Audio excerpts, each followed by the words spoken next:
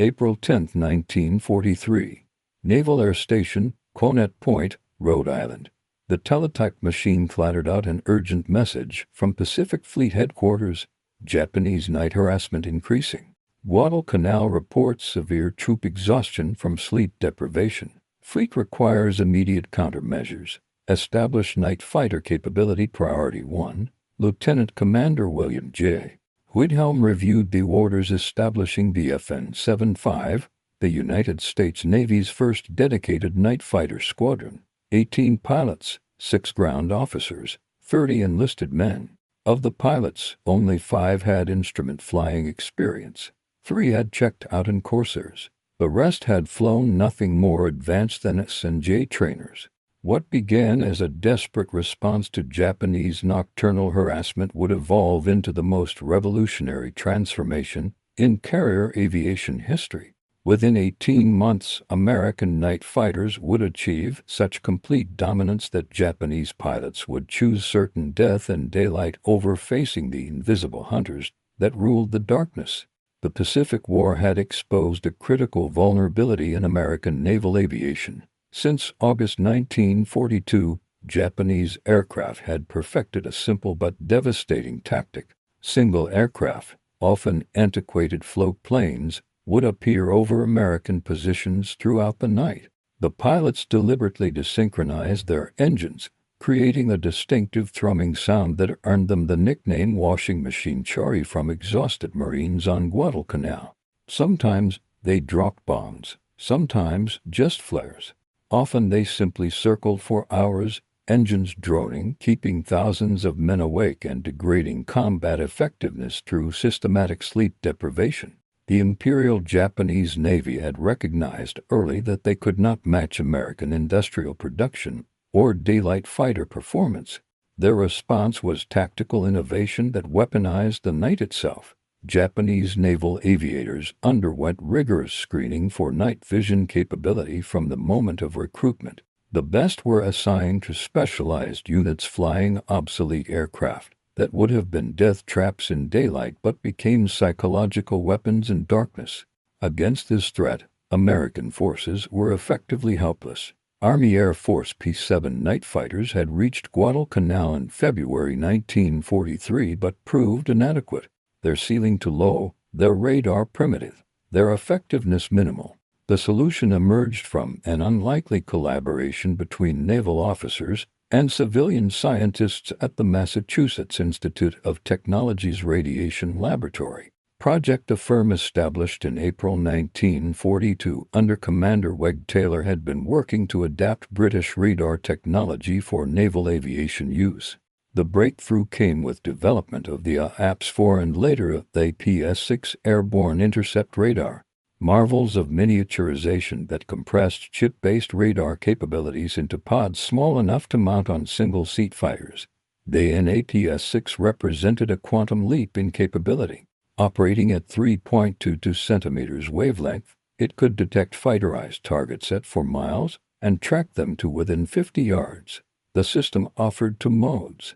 Search, where targets appeared as dots on a 2-in display showing range and bearing, and gun sight, which provided precise steering cues for weapons employment. But the technology was only part of the equation.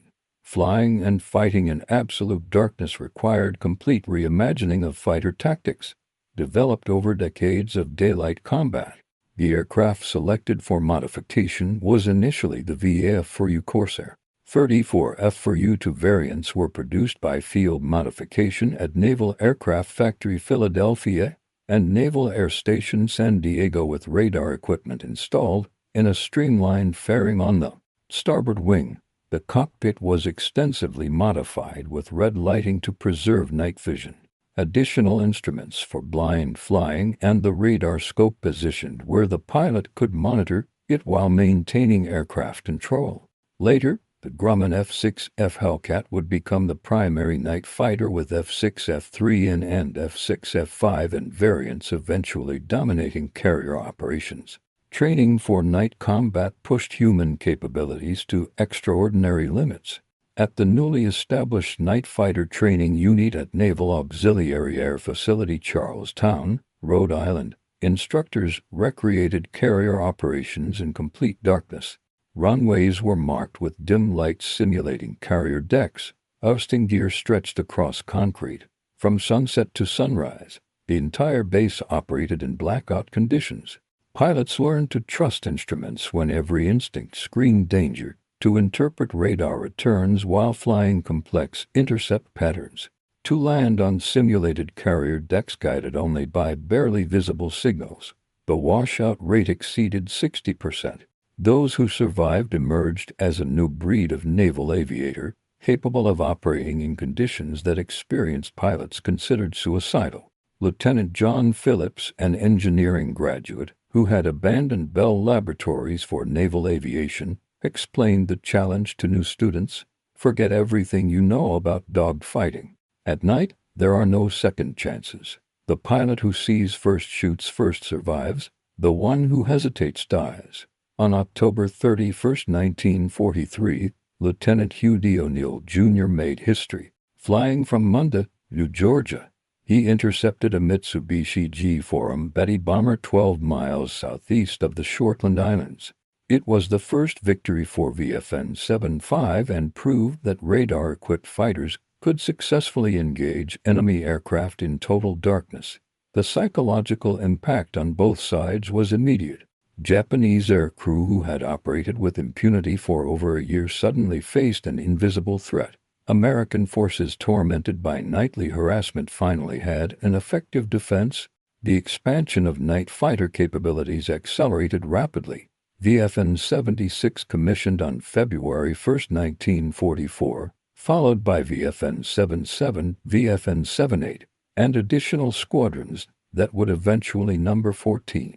Each unit developed tactical innovations shared through detailed after-action reports. What emerged was sophisticated doctrine that transformed night fighting from desperate improvisation to precise science. Lieutenant Commander Richard E. Hoare, commanding VFN-101, demonstrated the evolution during the Marshall Islands campaign. On the night of January 29, 1944, his squadron deployed from USS Enterprise flying F-4U to Corsair, the first carrier-based night fighter combat mission.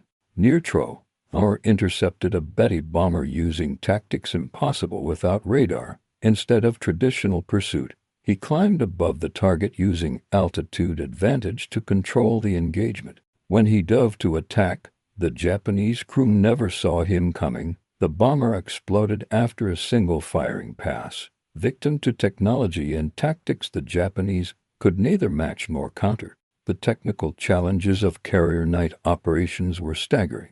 Landing on a pitching deck in daylight required exceptional skill. Performing the same task in darkness, guided only by dim lights and landing signal officer paddles, pushed pilots beyond normal human limits. Initial accident rates exceeded 30%. Barriers failed to stop aircraft that missed arresting wires. Crashed aircraft turned flight decks into infernos. But procedures evolved rapidly. Pilots developed precise communication protocols, calling out altitude and distance to maintain spacing without visual reference. Fuel minimums were established. Any aircraft with less than 200 pounds remaining would ditch alongside destroyers rather than risk a deck crash. Japanese attempts to counter American night fighters revealed the depth of their technological deficit. Intelligence reports intercepted by Fleet Radio Unit Pacific documented emergency conferences where senior naval aviators debated responses. Some advocated abandoning night operations entirely. Others proposed primitive radar warning receivers that might detect American fighters.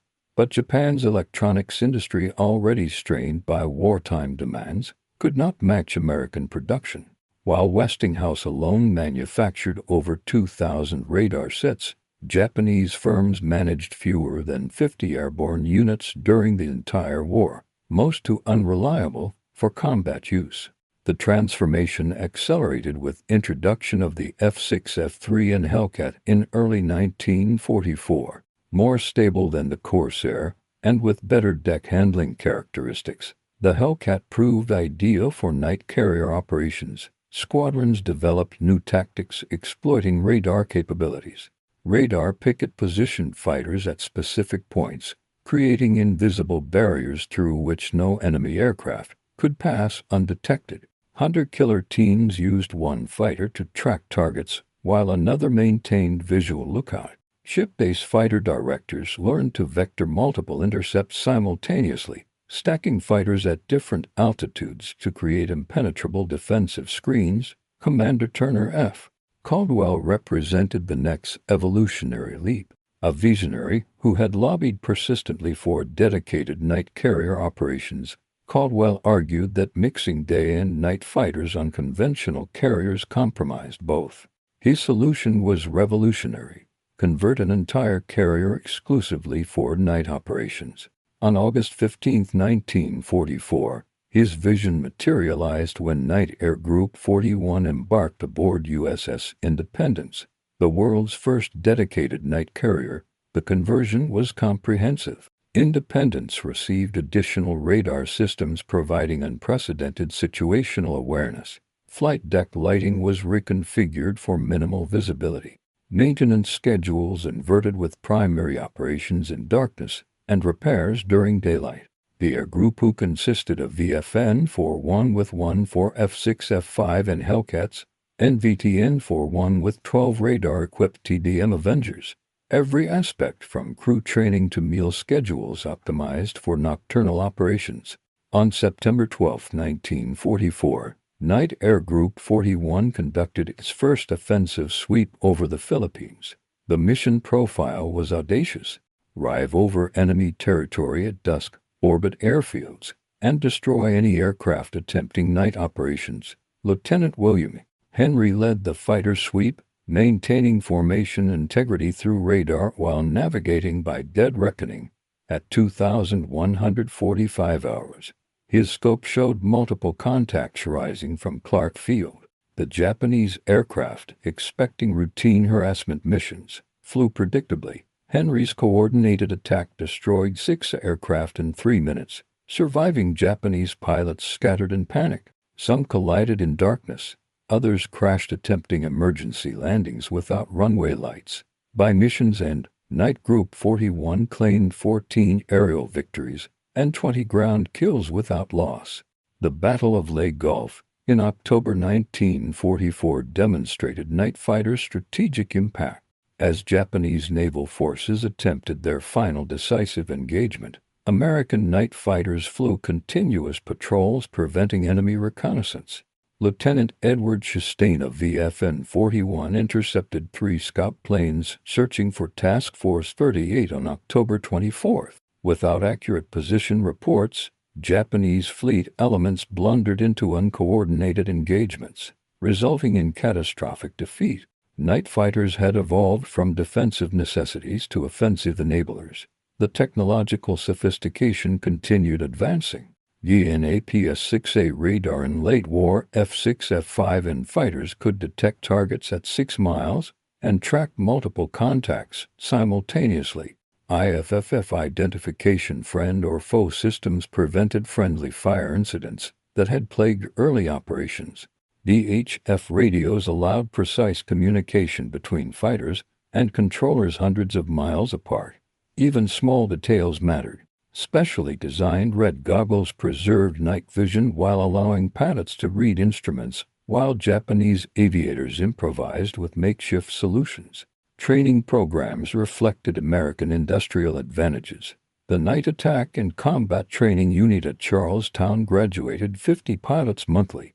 Instructors were combat veterans who returned from the Pacific to share expertise. Synthetic training devices, including primitive flight simulators, allowed practice without burning precious fuel. Meanwhile, Japanese training collapsed under fuel shortages and loss of experienced instructors. New pilots arrived at combat units with less than 100 hours total flight time, no night training, and obsolete aircraft lacking radar. Lieutenant Commander James S. Bray, commanding VFN-78, exemplified the new generation of night fighter tacticians. Operating from USS Intrepid, Bray developed the Loose-Juice formation. To fighters operating independently but within mutual support range, This seemingly simple innovation doubled coverage area while reducing collision risk.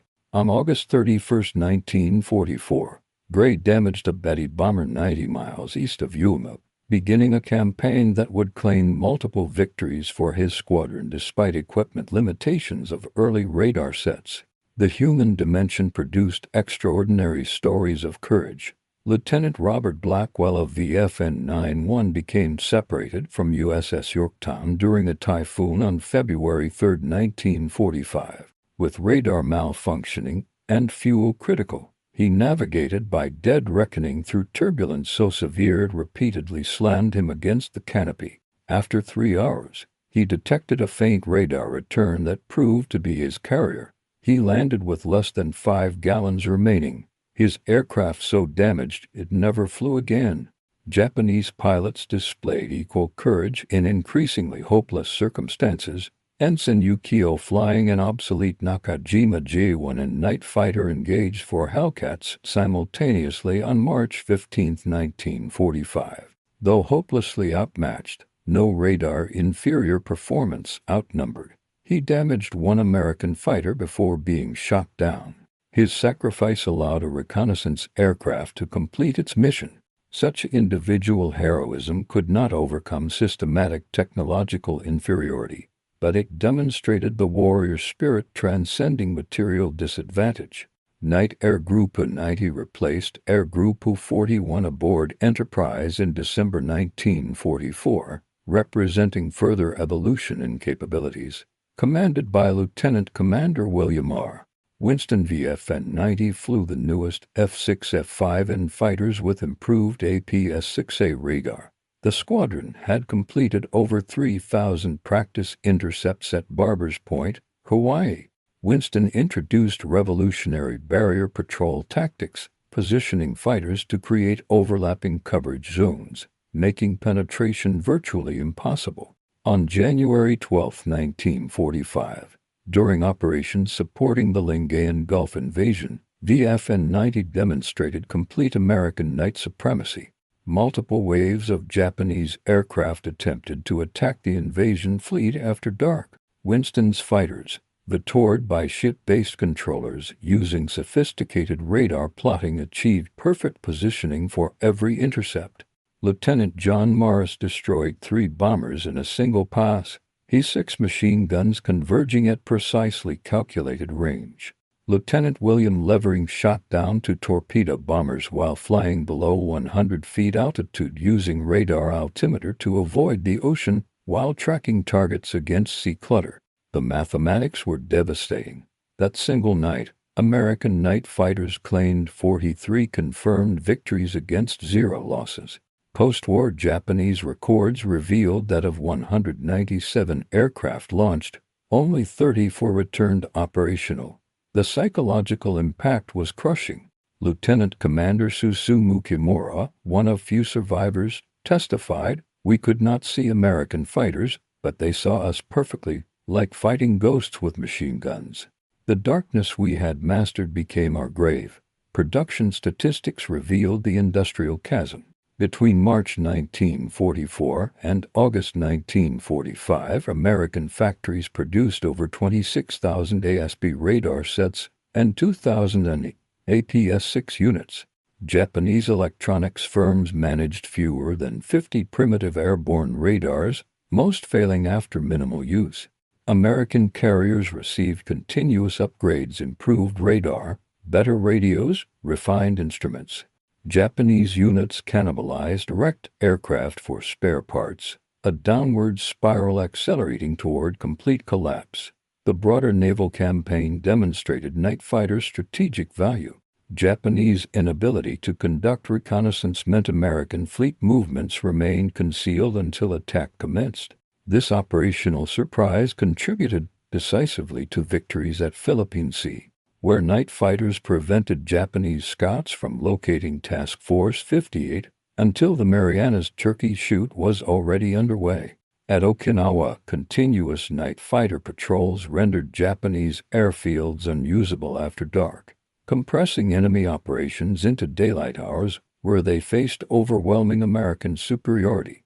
Maintenance crews deserved equal recognition for the night fighter revolution.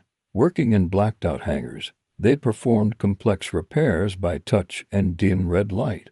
Radar technicians, a specialty created specifically for night fighters, troubleshot classified equipment without complete schematics. Their dedication achieved operational readiness rates exceeding daylight squadrons despite radar complexity. Chief aviation electricians Mate Harold Patterson of VFN 41 exemplified this dedication, working 36 straight hours to repair battle damage, sleeping beside aircraft between launches. Weather emerged as unexpected ally. Japanese doctrine emphasized clear conditions for visual navigation. American radar-equipped fighters operated effectively in clouds, rain, and fog that grounded enemy aircraft. Several major raids were disrupted not by combat but by weather that Americans penetrated while Japanese could not. The all-WWII weather capability multiplied effective operational tempo, allowing continuous pressure regardless of conditions. Communication technology proved equally vital. TBS talk between ships radio allowed fighter directors to coordinate multiple intercepts simultaneously. Data links transmitted radar information between ships, creating shared tactical pictures. Voice procedures standardized fleet-wide, reduced confusion, and increased efficiency. The electromagnetic spectrum had become another battlefield where American superiority in electronics provided decisive advantage. Individual squadrons developed unique innovations. VFN 91 operating from USS Hornet pioneered intruder missions, single fighters penetrating Japanese airspace to attack aircraft during takeoff and landing. These missions required extraordinary navigation skills as pilots flew hundreds of miles over water in darkness to arrive over enemy airfields at precisely calculated times. Lieutenant Robert Holden demonstrated the tactic's effectiveness on April 14, 1945, destroying 3 aircraft over Kanoi Airfield and returning safely despite intense anti-aircraft fire. The Japanese perspective revealed through post-war interrogations and captured documents showed growing desperation. Admiral Soei Toyota admitted that American night fighters had destroyed our capability for offensive operations after dark. We could neither attack their ships nor defend our bases. The sanctuary of darkness became our tomb. Junior officers reported veteran pilots feigning illness rather than fly night missions, knowing that radar-equipped Hellcats meant almost certain death. BTN 90, the torpedo squadron component of Night Air Group 90, demonstrated that night capabilities extended beyond fighters. Flying radar-equipped TBM-3 Avengers, they conducted night torpedo attacks, mine-laying operations, and even achieved aerial victories. Lieutenant Charles Henderson claimed for aircraft destroyed, including a Kawanishi H-8K flying boat, proving that night combat effectiveness was not limited to specialized fighters. The technological progression continued accelerating. Plans existed for F-6, F-6 and variants with more powerful engines, and advanced APS-1 to radar capable of tracking targets at 10 miles. The F-4U-5 and Corsair was entering production with performance exceeding any Japanese aircraft. Jet-powered night fighters were on drawing boards. The atomic bombs that ended the war also ended these development programs, but the foundation for all future night combat aviation had been established. Training accidents provided harsh lessons that improved procedures continuously. The collision of 2 Hellcats over USS Randolph on January 18, 1945 led to mandatory altitude separation for night formations. The loss of Lieutenant Commander Robert Campbell's entire division during night training on December 3, 1944 resulted in new weather minimums for group operations. Each tragedy contributed to institutional knowledge that saved future lives while pushing the boundaries of what was considered possible. Economic analysis revealed surprising efficiency. Despite higher training costs and equipment complexity, night fighters achieved kill ratios exceeding daylight fighters, approximately 18-1 for night fighters versus 11-1 for day fighters by 1945. The psychological impact reduced enemy operations more effectively than attrition alone. Investment in night fighter capability multiplied returns, validating those who had championed the program despite initial skepticism and bureaucratic resistance. The cultural transformation within naval aviation was profound. Night fighter pilots, initially viewed with suspicion by traditional squadrons, earned respect through demonstrated effectiveness. Their specialized skills, instrument flying, radar interpretation, radio coordination, became mandatory for all naval aviators post-war. The night fighter campaign had proven that modern air combat required technical proficiency, equaling or exceeding traditional flying skills. The cowboy era of intuitive flying was ending. The age of the systems operator had begun. Logistics supporting night operations were immense. Radar sets required specialized maintenance by electronics technicians rather than traditional mechanics. Spare parts traveled thousands of miles across the Pacific protected from Cruise's salt air. Special red light bulbs, radar scopes, electronic components, each required separate supply chains. The success of night fighters represented logistics triumph as much as tactical innovation. On May 13, 1945, VFN-41 achieved a milestone when Lieutenant J. Smith became the squadron's 5th AC with 7 confirmed night victories. This concentration of expertise in a single squadron, 5 aces among 14 pilots, demonstrated the lethal efficiency achieved through specialized training and superior equipment. By comparison, Japanese night fighter units lacking radar and adequate training rarely achieved even single victories against American bombers. The influence extended beyond naval aviation. Marine Night Fighter Squadron VMFN 513, trained by Navy instructors and equipped with Navy-developed radar, achieved remarkable success from shore bases. Army Air Force squadrons adopted Navy procedures and equipment reversing the typical inter-vice rivalry. The night fighter campaign had created a brotherhood of pilots who shared unique skills transcending service boundaries. Environmental factors unique to the Pacific required constant adaptation. Tropical thunderstorms could destroy aircraft as effectively as enemy fighters. Bioluminescent plankton stirred by shipwrecks reveal fleet positions to alert enemies. The vast distances meant fuel management often determined mission success more than combat skill. Each factor required specific tactical adaptations accumulating into comprehensive doctrine applicable worldwide. The final months of war saw American night dominance so complete that Japanese naval aviation essentially abandoned nocturnal operations. VFN 103 aboard USS Bonhomme Richard flew patrols in July 1945 without encountering any enemy aircraft. None dared fly after dark. The transformation from helpless victims of washing machine Charlie to absolute masters of darkness had taken less than 2 years. A revolution in military affairs comparable to the introduction of radar itself. On July 29, 1945, Lieutenant Robert Holden of VFN 91 conducted what would be the final night fighter engagement of the Pacific War, intercepting a Yokosuka P-1 wire reconnaissance aircraft attempting to photograph the invasion fleet. Holden pursued for 7 minutes through violent evasive maneuvers that would have succeeded against any daylight fighter. But radar maintained lock throughout, and his guns found their mark. The Francis plunged into the ocean, taking with it the last remnants of Japanese night aviation capability. Statistical analysis was staggering. Between April 1943 and August 1945, American carrier-based night fighters claimed 579 confirmed aerial victories against 32 operational losses, a kill ratio of 18-1. Japanese night operations, which had tormented American forces throughout 1942 and early 1943, had been so thoroughly suppressed that personnel arriving in theater after mid-1944 never experienced night attacks.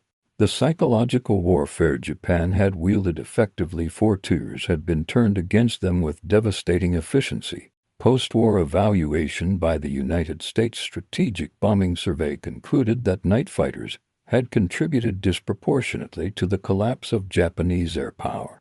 By denying enemy forces the sanctuary of darkness, American fighters compressed Japanese operations into daylight hours where they faced overwhelming numerical and qualitative superiority. The psychological impact was equally significant. Japanese pilots, knowing that neither darkness nor weather offered protection, suffered morale collapse manifesting in increased accidents, desertions, and refusal to fly combat missions. Individual courage of night fighter pilots deserves special recognition. Flying alone into hostile darkness beyond help range required particular bravery. Unlike daylight fighters who could see threats approaching, night fighter pilots lived in constant uncertainty, never knowing whether the next radar contact was enemy or friendly, whether their next landing would be successful or fatal. The accident rate for night operations remained triple that of daylight throughout the war, yet volunteers never wavered. Commander Caldwell's Night Air Group 41 exemplified this dedication. In 7 months of combat from independence, the squadron flew 1,743 sorties, logged 4,892 combat hours, claimed 46 aerial victories. 5 pilots became aces, including Lieutenant William Henry with 7 victories despite being shot down twice and spending 18 hours in life rafts. The squadron's loss rate of 27% was considered acceptable by night fighter standards, testament to extraordinary dangers these pioneers faced nightly. The technological legacy extended far beyond military applications. Miniaturized radar systems developed for night fighters enabled civilian aviation to operate safely in all weather conditions. Precise navigation techniques required for night intercepts contributed to modern air traffic control development. Even red lighting preserving night vision became standard in applications from astronomy to medicine. The night fighter campaign had driven innovation benefiting all humanity. The broader implications for military doctrine were profound and lasting. Night fighting demonstrated that technological superiority could completely overturn traditional military advantages. The Japanese Navy had spent decades developing night combat expertise, selecting and training personnel specifically for darkness operations. American forces, starting from zero capability in early 1943, achieved absolute dominance within 18 months through superior equipment and adaptive doctrine. The lesson was clear. In modern warfare, technological adaptation trumped traditional expertise.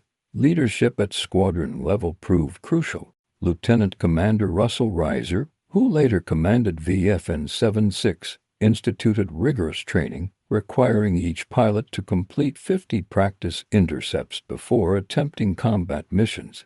His insistence on perfection before engagement resulted in his squadron achieving 23 victories without a single operational loss to enemy action, an unprecedented achievement in aerial combat. This emphasis on thorough preparation became standard throughout night fighter squadrons. The industrial foundation of success extended beyond radar manufacturing.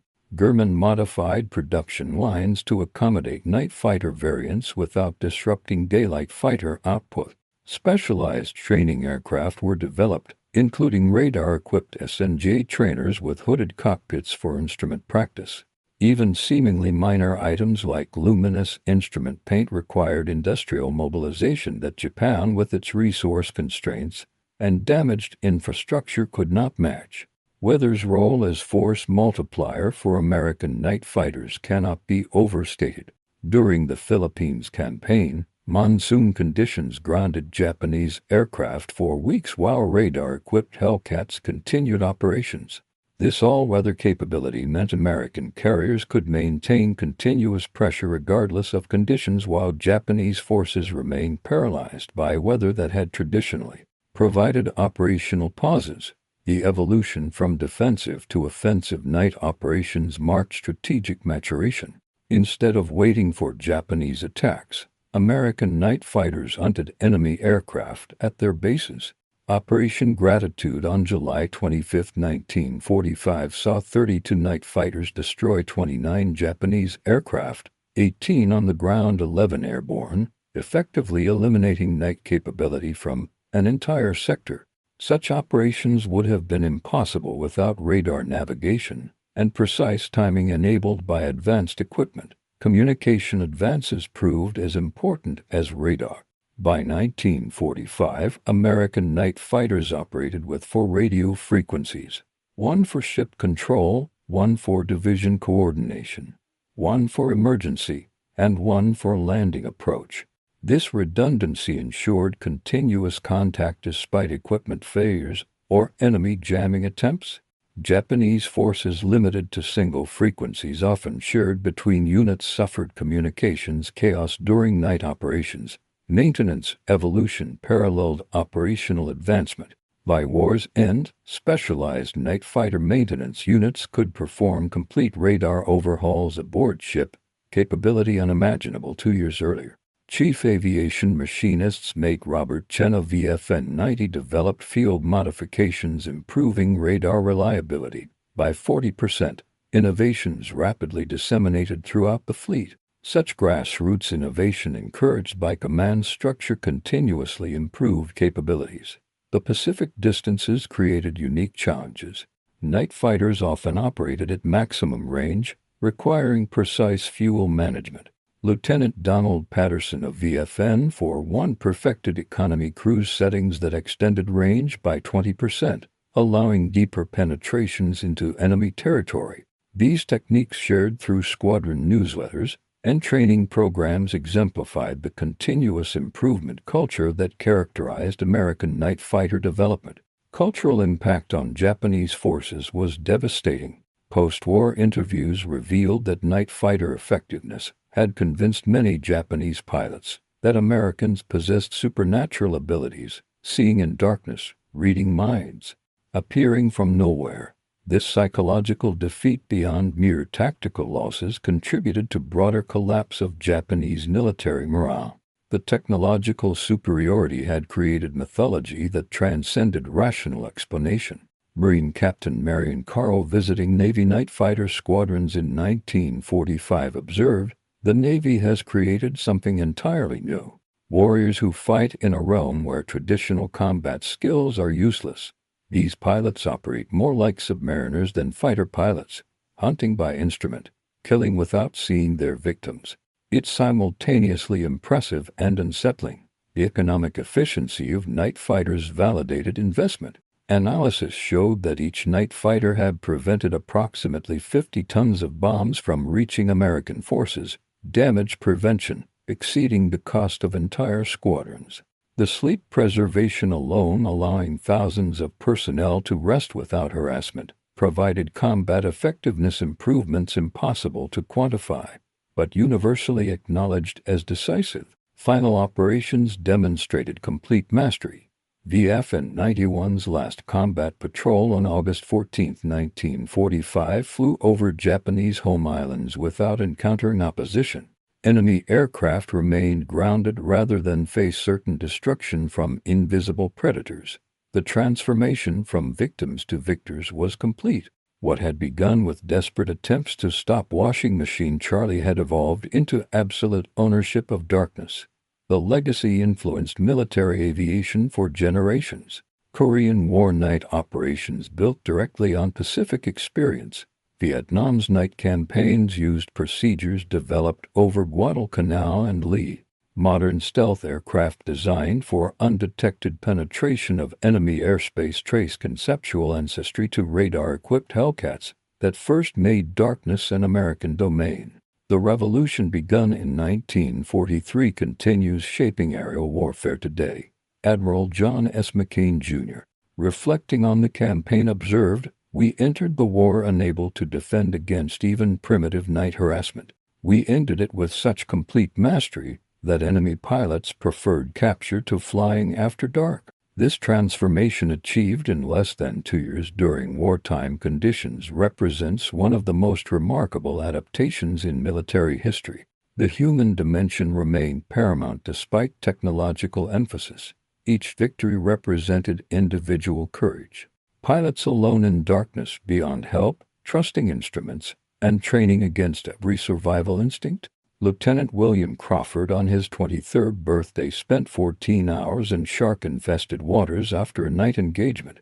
Lieutenant Robert Murray landed his severely damaged Hellcat blind after enemy fire destroyed his canopy and instruments. Innan James Patterson caught the last arresting wire with his tailhook partially severed, stopping feet from disaster. Each story testified to extraordinary courage matching technological innovation. As dawn broke on August 15, 1945, Lieutenant Commander Winston led the final night fighter patrol of World War II. His Hellcat circled above Task Force 38, radar scanning empty skies for enemies who no longer came. The transformation was complete and irreversible. Less than 28 months earlier, American forces had cowed helplessly under Japanese night attacks, exhausted and demoralized by an enemy they could neither see nor stop. Now, as morning light revealed defeated Japan, American night fighters owned the darkness so completely that enemy pilots chose death over encountering them. The statistics told only part of the story. Yes, 579 victories against 32 losses was remarkable. Yes, 14 squadrons from 0 into use represented extraordinary expansion. But the true victory was psychological and doctrinal. America had proven that technological innovation properly applied could overturn any traditional military advantage. The nation that better integrated science with warfare would prevail regardless of warrior tradition or individual courage. In the pre-dawn darkness of August 15, 1945, the radar scope in Winston's Hellcat showed nothing but empty sky. The Japanese pilots, who had once terrorized American forces with impunity, were gone, destroyed not just physically but psychologically by an enemy that had transformed their sanctuary into a hunting ground. The revolution was complete. The night belonged to America, and with it the future of aerial warfare had been forever transformed.